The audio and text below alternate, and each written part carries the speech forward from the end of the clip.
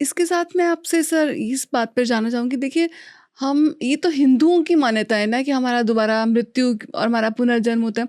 सभी धर्मों में तो ये मान्यता नहीं है। तो क्या दूसरे धर्मों में भी कुछ उदाहरण हैं ऐसे? देखिए,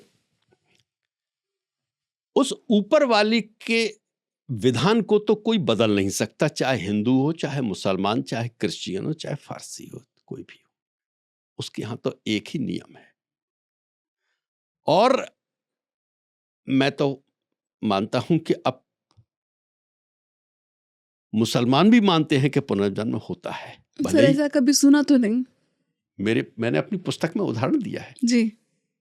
ऐसे ऐसे कई इंस्टेंसेस दिए हैं कि यहाँ मुस्लिम की डेथ हुई और उसका पुनर्जन्म हुआ है। उसको याद था सर? याद था। अच्छा। एक मैंने उसमें लिखा है, एक जगह मैंने उदाहरण लिखा है कि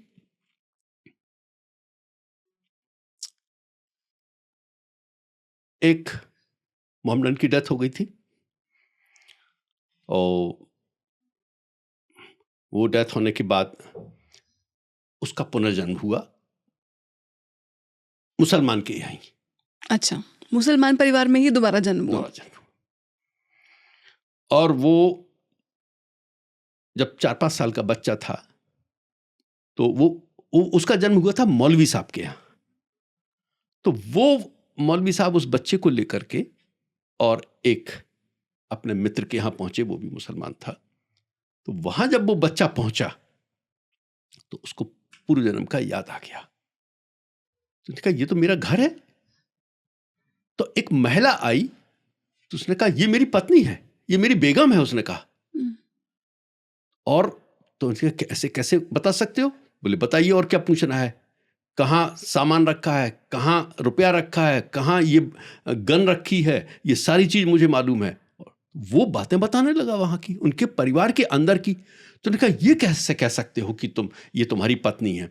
बोले बता सकता हूं, इधर आ। तो उसने अपनी पत्नी को बुलाया, बच्चे ने अपनी पूर्व जन्म की पत्नी को बुलाया, उसके कान में कोई बात कही, उसकी पत्नी मान गई कि हाँ ये मेरे पति हैं। फिर उसने उसको गोद में उठाना शुरू कर दिया। तो वो बच्चे ने, 5 साल के बच्चे ने उसको झिड़का कि तू मेरी बेगम होकर के तुझे शर्म नहीं आती, मुझे गोद में बैठाती है, मैं उससे पर्दा कर दूं। ये मैंने अपनी पुस्तक में लिखा। तो सर ये उदाहरण लेकिन कहाँ पे दिए हुए ये उदाहरण?